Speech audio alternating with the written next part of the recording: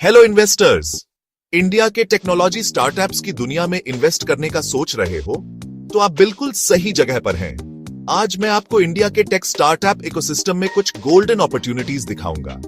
सबसे पहले चलो बात करते हैं इमर्जिंग टेक्नोलॉजीज की। आर्टिफिशियल इंटेलिजेंस या एआई बहुत तेजी से ग्रो कर रहा है। सिर्फ 2024 में इंडियन एआई स्टार्टअप्स ने इस 21 डील्स में लगभग 740 मिलियन रेज किए। ये 2023 से पूरे 25% ज्यादा है। एआई, हेल्थ केयर, फाइनेंस और लॉजिस्टिक्स जैसे सेक्टर्स को बदल रहा है। ये सोने की खान है, बस एक्सप्लोर करना है।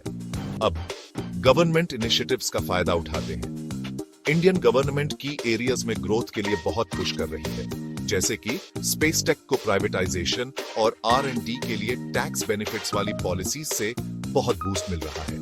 इस सेक्टर के लिए Rs 1000 करोड़ का वेंचर कैपिटल फंड भी है। और डिफेंस टेक को मत भूलना। IDX और टेक्नोलॉजी डेवलपमेंट फंड जैसे इनिशिएटिव्स डिफेंस टेक्नोलॉजी में इनोवेशन को बढ़ावा दे रहे हैं। अब सस्टेनेबिलिटी की बात करते हैं।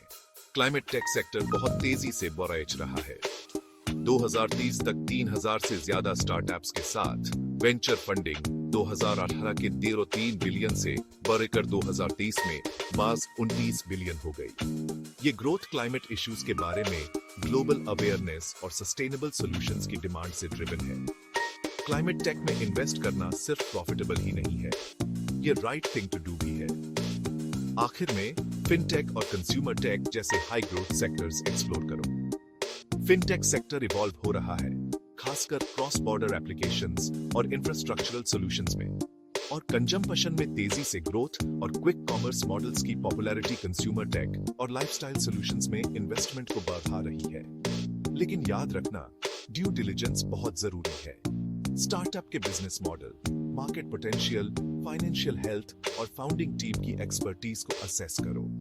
रिस्क कम करने के लिए कम्पिटिटिव लैंडस्केप और रेगुलेटरी एनवायरनमेंट को समझो।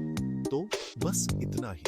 इन स्ट्रेटजीज के साथ आप इंडिया के टेक स्टार्टअप इकोसिस्टम को नेविगेट कर सकते हैं और इसके इनक्रेडिबल ग्रोथ पोटेंशियल का फायदा उठा सकते हैं। Happy investing.